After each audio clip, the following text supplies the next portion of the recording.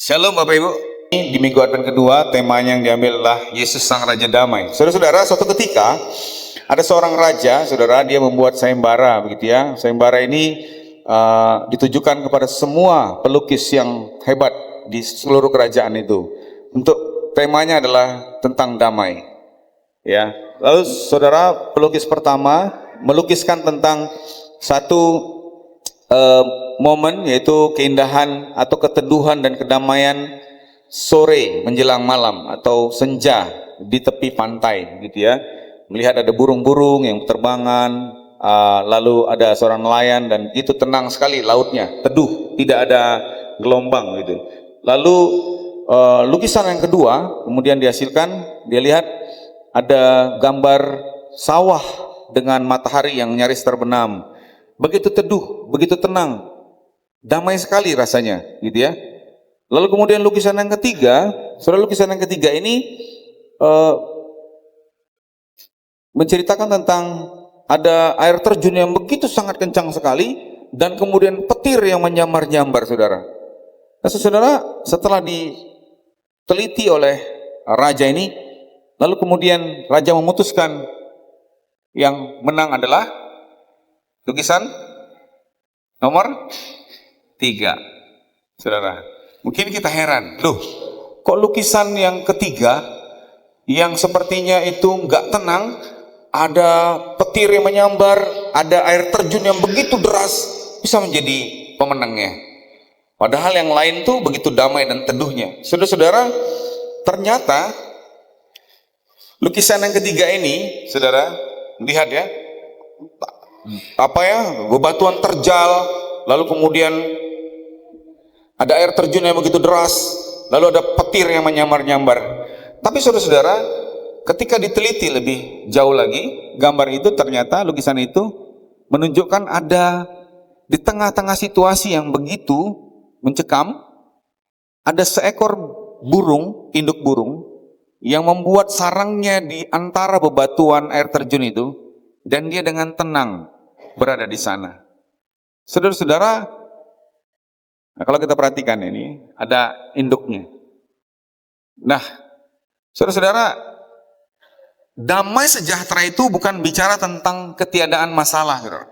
Damai sejahtera itu bukan bicara tentang ketiadaan persoalan, tetapi damai itu adalah perasaan tenang yang muncul dari dalam, sekalipun keadaan di luar dirinya tidak sedang baik-baik saja. Saudara-saudara, konteks dari bacaan kita hari ini dari Yesaya 11 adalah ketika umat orang Yehuda, saudara, bangsa Yehuda itu mereka mengalami tekanan dari bangsa Asyur, dari bangsa Syria. Mereka sedang dikepung, mereka sedang akan diancam oleh bangsa Asyur, saudara, mau diinvasi, saudara. Tapi kemudian Nabi Yesaya menenangkan mereka. Dalam kepanikan mereka khawatir karena serangan itu begitu besar sekali. Lalu Nabi Yesaya mengatakan bahwa akan hadir nanti tunas yang tumbuh dari tunggul Isai. Dialah yang akan menolong, yang akan membebaskan mereka dari penderitaan akibat penjajahan dari bangsa Syria. Saudara, tunas itu simbol pengharapan bahwa Allah masih tetap bekerja bahkan di tengah-tengah situasi yang seakan-akan mustahil. Saudara-saudara, Bapak Ibu dikasih Tuhan, apa yang dinubuatkan oleh Nabi Yesaya ini kemudian di dalam Lukas pasal 4 ayat 18 digenapi di dalam diri Yesus Kristus, saudara. Dialah Mesias itu yang dijanjikan.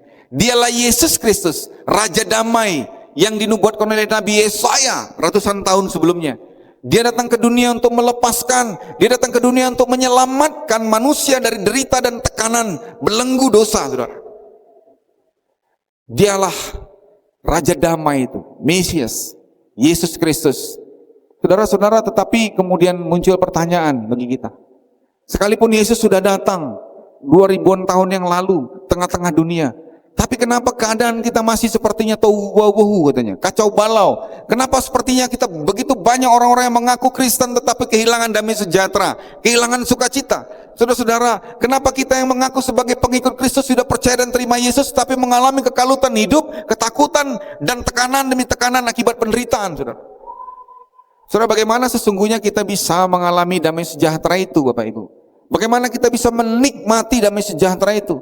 Kalau keadaan di sekitar kita sepertinya tidak baik-baik saja, keadaan di sekitar kita, baik itu keadaan ekonomi, keadaan rumah tangga kita, keadaan tubuh fisik kita, mungkin penyakit banyak mendera dalam tubuh kita. Bagaimana kita bisa mengatakan kita menikmati damai sejahtera?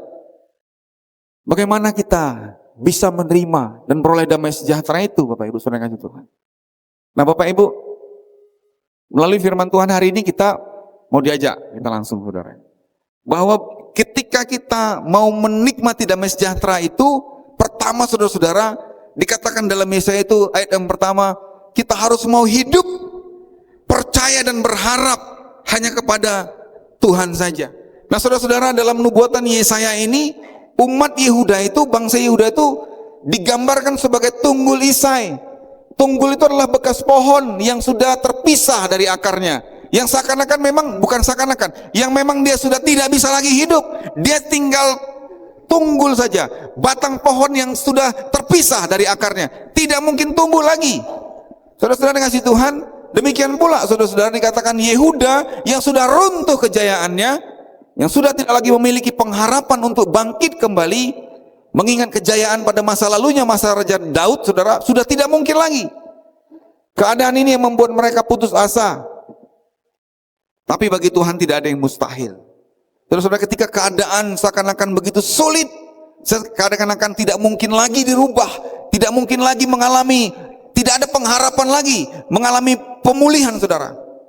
Tapi justru dikatakan bagi Tuhan tidak ada yang mustahil. Saudara, dari tunggul Yesaya tersebut dikatakan masih akan tumbuh tunas yang baru. Ini adalah sebuah kiasan, Bapak Ibu.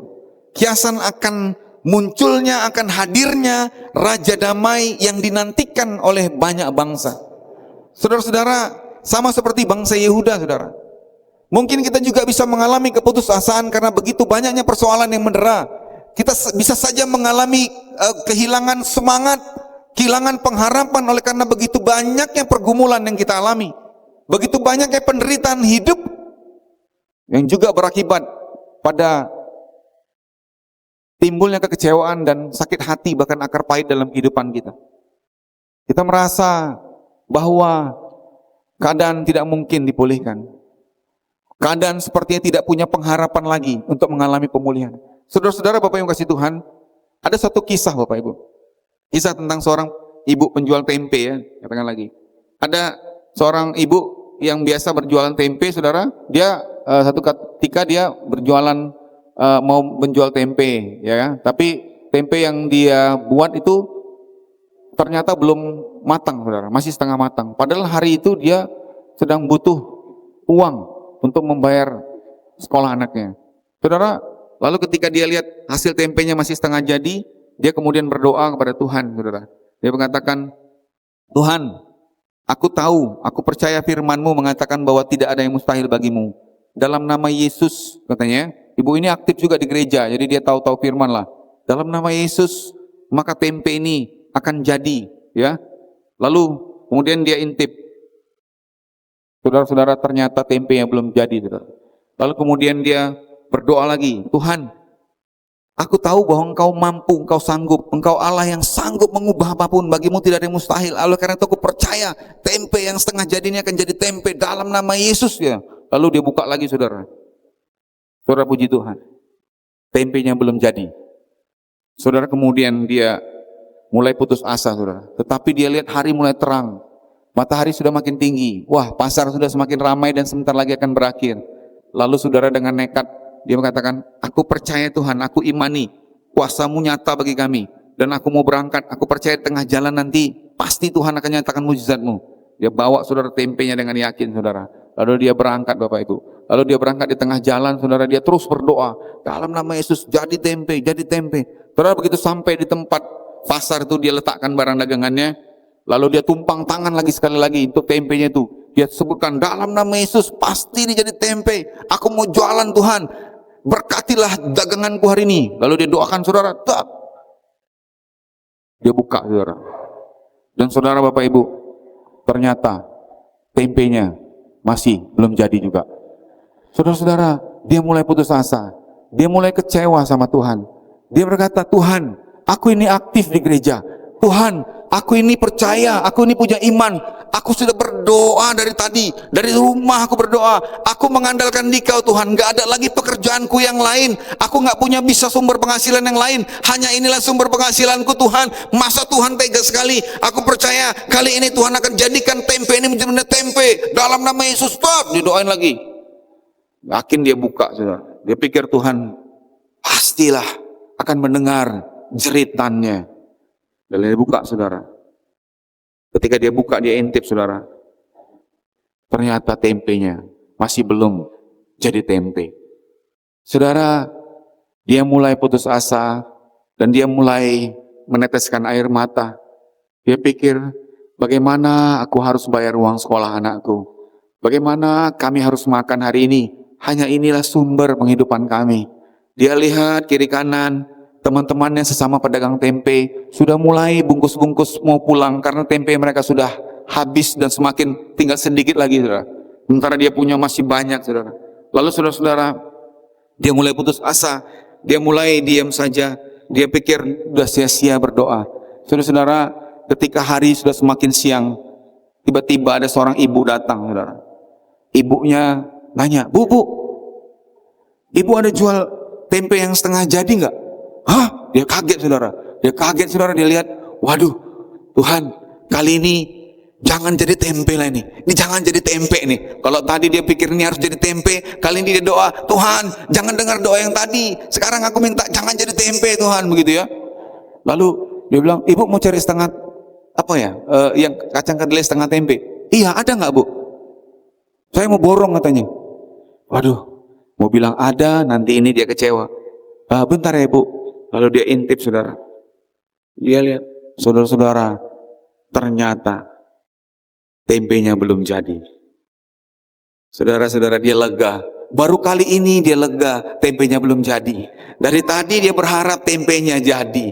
Saudara-saudara, dia buka, dia bilang, Bu, nah diambil. Oh iya, Bu, semua saya ambil, saya borong, katanya.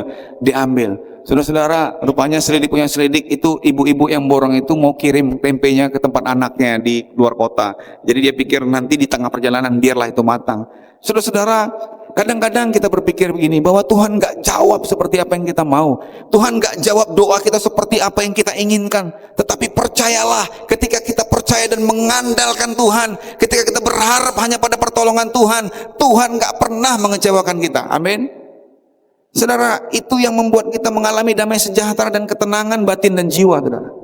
Banyak sekali hal-hal yang membuat kita gelisah hari demi hari. Kita khawatir dengan pikiran kita, padahal Tuhan sudah menyiapkan segala sesuatunya. Tenang, percaya dan berharap pada pertolongan Tuhan. Yang kedua, saudara-saudara, bagaimana kita bisa mengalami damai sejahtera itu, saudara? Kita perlu hiduplah dalam kesetiaan, dalam kebenaran firman Tuhan. Hidup setia dalam kebenaran firman Tuhan. Saudara, pemimpin-pemimpin dunia itu disegani atau diakui oleh negara-negara lain tuh karena apa? Biasanya kalau nggak kekuatan ekonomi, tetap biasa juga kekuatan senjata perangnya, saudara. Ya, sekarang ini kita lihat di Laut Cina Selatan lagi sedang memanas karena China lagi sedang mau latihan perang kata situ. Tapi udah nyenggol-nyenggol Taiwan dikit ya. Amerika juga bisa ikut-ikutan di situ. Saudara-saudara, kenapa disegani? Karena dia memang kekuatan tempurnya besar, karena kekuatan ekonominya besar, saudara. Biasanya memang itulah yang paling membuat disegani. Tapi mungkin ada beberapa kekhususan ya. Ada pemimpin-pemimpin dunia yang disegani juga bukan karena kekuatan perang mereka, tetapi hikmat ada pada mereka.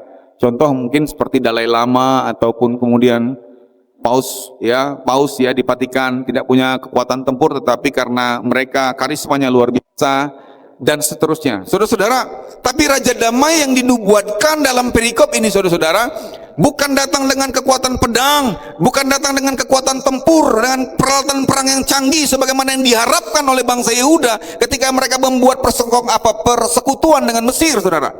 Ketika mereka ditekan oleh Syria, mereka berusaha cari kekuatan ke Mesir.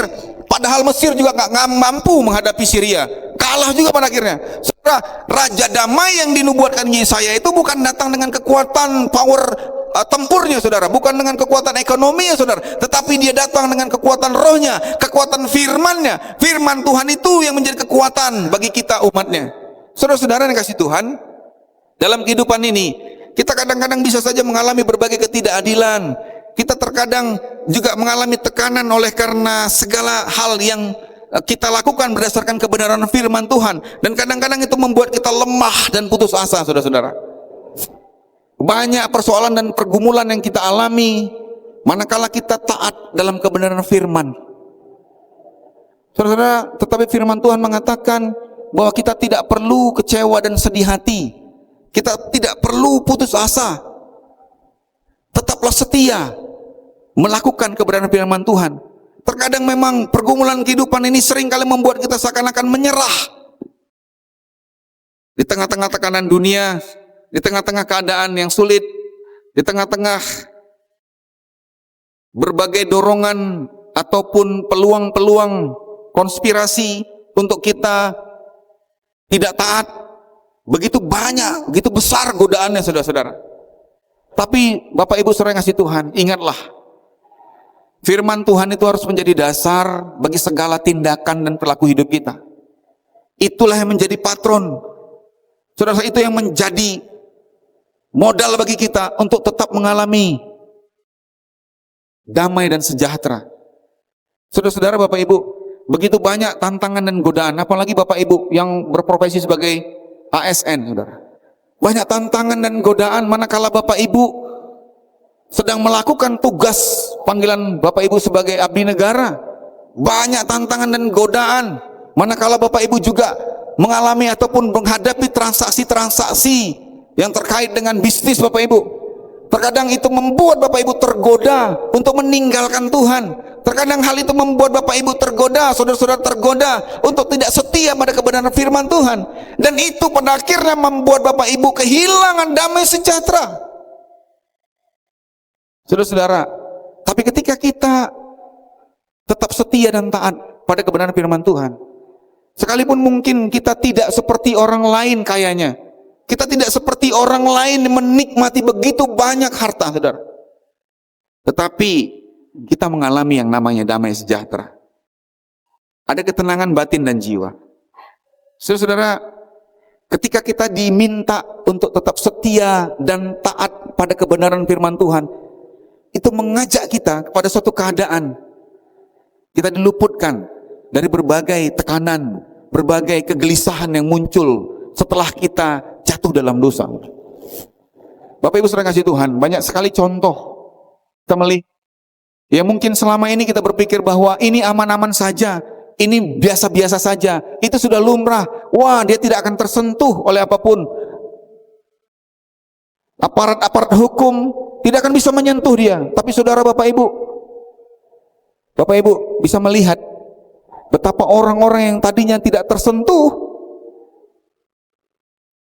bisa dimungkinkan untuk disentuh, bahkan ditangkap dan diadili. Saudara-saudara, Bapak Ibu yang kasih Tuhan, tetap setia dan taat kepada firman Tuhan itu berarti bicara tentang kesetiaan kita dalam rumah tangga. Bapak Ibu, jangan tergoda untuk selingkuh, jangan tergoda untuk mengkhianati pernikahanmu. Tetap setia dan taat pada firman Tuhan itu juga bicara bahwa apa yang kau makan, minum, pakai cukup, sediakan, ucaplah syukur kepada Tuhan, sehingga engkau tidak menginginkan hal-hal lain selain itu, sehingga engkau tidak terperangkap dengan yang namanya judol. Saudara-saudara, judol itu kelihatannya enak, kelihatannya gampang. Bapak Ibu nggak usah pergi kemana-mana, Bapak Ibu cukup di rumah saja, modalnya hanya handphone. Saudara-saudara nggak usah kemana-mana, saudara tinggal klik saja. Wah, pertama dapat 1 juta, lumayan, untung. Timpa lagi 2 juta, untung lagi. Begitu saudara besar, saudara kalah.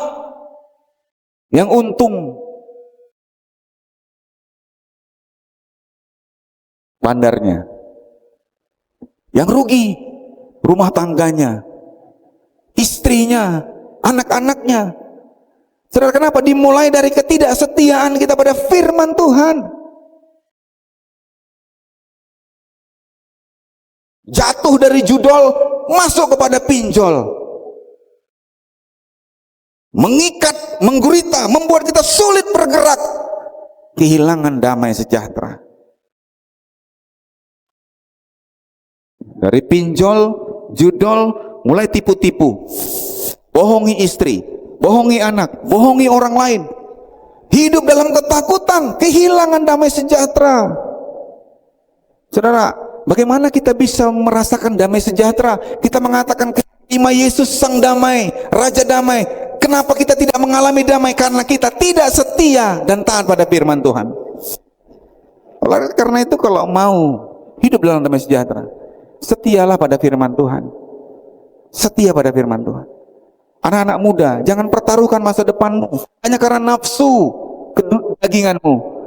Banyak anak muda yang berpasangan, berpacaran, kehilangan damai dan sukacitanya. Kenapa? Karena tidak taat dan setia, tidak hidup dalam kekudusan, hidup dalam seks bebas.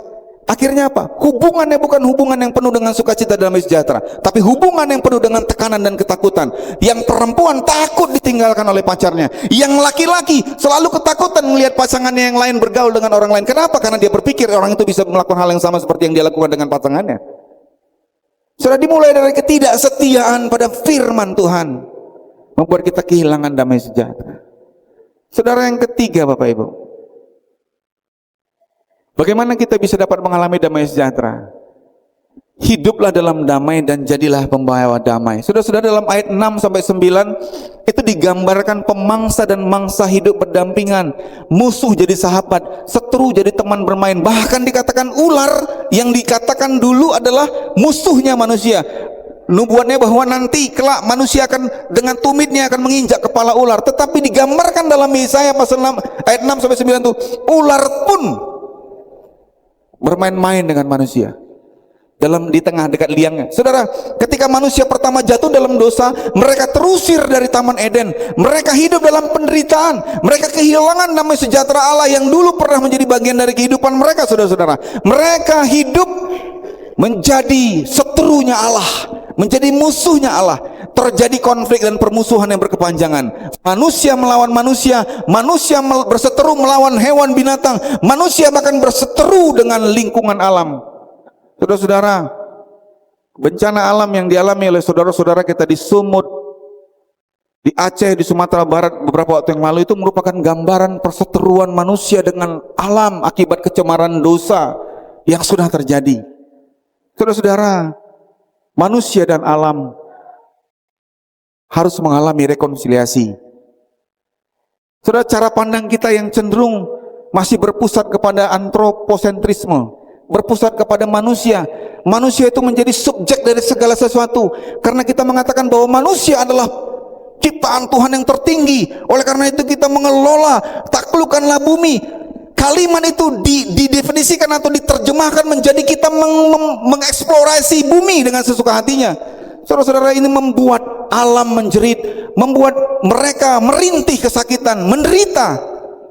Padahal alam dan lingkungannya adalah sama seperti kita, bagian dari ciptaan Tuhan. Saudara, seringkali lingkungan alam ini, sungai, hutan, pegunungan itu sering dibisukan dan dijadikan objek dominasi, eksploitasi, ketidakadilan dan ekonomi ekstraktif. Ekonomi yang sesaat saja, tebang kayunya, jual untung. Kita tidak memikirkan dampaknya. Tambang-tambang digali, dibiarkan begitu saja menganga tanahnya. Saudara-saudara, seluruh ciptaan ini adalah sesama. Seluruh ciptaan ini adalah saudara dan saudari kita juga yang harus kita bela, yang harus kita perjuangkan.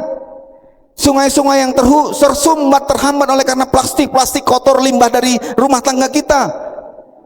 Hutan-hutan yang kita bakar untuk menggampangkan biaya pembukaan lahan. Polusi asap pabrik yang meracuni paru-paru kita. Ini semua menjadi sebuah luka yang nyaris tidak tersembuhkan di bumi kita ini.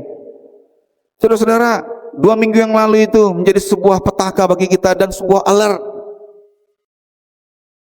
800 lebih yang meninggal hingga saat ini, saudara. Mungkin masih bisa bertambah ribuan karena masih banyak yang belum ditemukan. Itu karena apa? Karena kita tidak menganggap lingkungan alam ini sebagai ciptaan sesama seperti kita. Saudara-saudara, mereka sesama kita, mereka ciptaan Tuhan juga. Saudara-saudara, kesadaran ini mengarahkan kita tidak lagi menempatkan alam, lingkungan ini sebagai objek untuk kita taklukkan, untuk kita eksploitasi, tetapi sebagai subjek relasional dalam covenantal care, dalam janji pemeliharaan Allah. Perdamaian itu tadi adalah untuk seluruh ciptaan, termasuk manusia dan lingkungan. Karena ketika Allah menciptakan, Bapak Ibu, dalam kitab Kejadian itu, ketika Allah menciptakan hari pertama, dia sebutkan apa? Allah melihat segala sesuatu itu baik. Hari kedua dia ciptakan lagi, Allah melihat segala sesuatu itu baik. Lalu ketika dia menciptakan manusia, Allah mengatakan sungguh amat baik.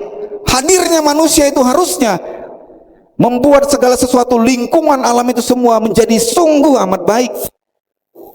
Bagaimana tanggung jawab kita, Bapak Ibu? Kita melihat kehancuran alam di Sumatera Utara, Sibolga, dan juga Aceh dan Sumatera Barat itu sebagai kehancuran moral manusia. Saudara, kita mungkin berteriak kepada mereka yang perusahaan-perusahaan besar, saya sudah tidak usah sebutkan namanya, yang menebang-nebang hutang sembarangan. Tapi sadarkah kita, perilaku kita, Bapak Ibu, ketika kita di pantai panjang itu, ketika buang plastik sembarangan, ketika kita buang tisu sembarangan dari mobil kita, ketika kita buang sampah sembarangan juga di sekitar area gereja kita pun termasuk yang merusak lingkungan. Saudara-saudara, Bapak Ibu yang kasih Tuhan, maka rekonsiliasi hari ini, kedamaian dan kesejahteraan hari ini bukan hanya tertuju kepada relasi antar manusia yang saling menyakiti, tapi juga manusia dan alam ciptaannya yang saling menyakiti. Saudara-saudara, bukan hanya manusia 800-an lebih, hampir 1000 yang korban, tapi lingkungan itu juga korban. Bapak Ibu bayangkan betapa gunung itu sudah hancur habis, betapa tanah itu sudah hilang satu kampung. Kita bukan hanya bicara jiwa, tapi kita bicara tentang alam semesta. Saudara, 2 minggu ke depan BMKG memprediksi, saudara, ada cuaca yang ekstrim akan terjadi, panas, angin kencang.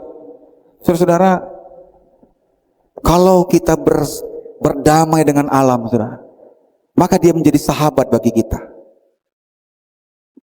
Ketika kita berdamai dengan lingkungan alam kita, mereka juga menjadi sahabat sesama ciptaan Tuhan bagi kita. Kita menghadirkan Kristus bukan hanya dalam rumah kita, tetapi juga di lingkungan alam kita, lingkungan sekitar tempat kita tinggal. Saudara, Yesus adalah Raja Damai.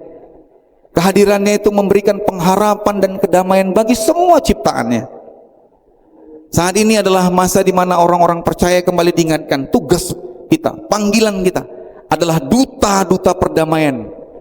Sebagai orang-orang yang telah hidup dalam karya penebusan Allah, jangan lagi kita menjadi orang-orang yang harus diperdamaikan dengan sesama, harus diperdamaikan dengan alam ciptaan lingkungan sekitar. Sebaliknya kita hadir membawa damai sejahtera Allah. Kita dipanggil bukan hanya menikmati damai Allah, tetapi menjadi pantulan damai sejahtera Allah itu bagi dunia di sekitar kita. Kita dipanggil, saudara-saudara, untuk membawa damai sejahtera itu di tengah-tengah dunia yang sudah rapuh dan nyaris runtuh ini. Gereja dan keluarga harus menjadi rumah dialog, menciptakan kultur saling mengasihi bukan saling menghakimi. Kita dengan ciptaan kita juga menghadirkan damai sejahtera itu. Kita mengasihi alam sekitar kita. Yesus sang Raja Damai bukan hanya mengubah kehidupan manusia, tetapi juga dunia dan alam semesta. Mari di minggu Advent kedua ini persiapkan hati kita untuk menyambut hadirnya sang Raja Damai tadi. Ketika hati kita berdamai dengan Allah, kita pun akan berdamai dengan sesama dan juga sang ciptaan Allah, lingkungan alam kita, sekitar kita. Tuhan Yesus kiranya memberkati. Mari kita berdoa. Kami bersyukur kepadamu Tuhan, di minggu Advent kedua ini, biarlah peace, damai itu boleh kami nantikan dan hadir di tengah-tengah kami, memberkati seluruh umat Tuhan, membangunkan kami, membangkitkan harapan kami dari keputusasaan, melihat begitu banyaknya prahara, pertikaian yang terjadi di tengah-tengah kami, baik antar sesama, antar bangsa, bahkan kami dengan alam semesta. Tuhan, kami rindu ada damai sejahtera itu kembali hadir di tengah-tengah kami. Tuhan, hadirlah Engkau ya Allah, ya Mesias, hadirlah di dalam hati kami semua. Tuhan, memberkati firman-Mu yang disampaikan hari ini. Biarlah Engkau materaikan ini di dalam setiap hati umat-Mu. Roh Kudus memampukan kami, menyadarkan kami untuk siap menantikan Yesus Sang Raja Damai, untuk mengingat betapa baiknya Tuhan, bahwa darah-Mu tercurah menebus setiap kami. Pengorbanan Kristus sudah menebus kami dari belenggu dosa. Kami tahu Tuhan bahwa hidup kami penuh dengan ketidaksempurnaan dan keperdosaan, tetapi Engkau Yesus yang melayakkan kami datang ke hadapan-Mu. Dalam keperdosaan kami tunduk di hadapan Tuhan, sehingga kami boleh berkenan dan layak di hadapan-Mu Tuhan, menerima sakramen perjamuan kudus ini. Terpujilah Engkau Allah. Inilah doa kami, syukur kami yang kami alaskan hanya di dalam satu nama, Yesus Kristus Tuhan, Raja dan Juru Selamat kami yang hidup. Amin.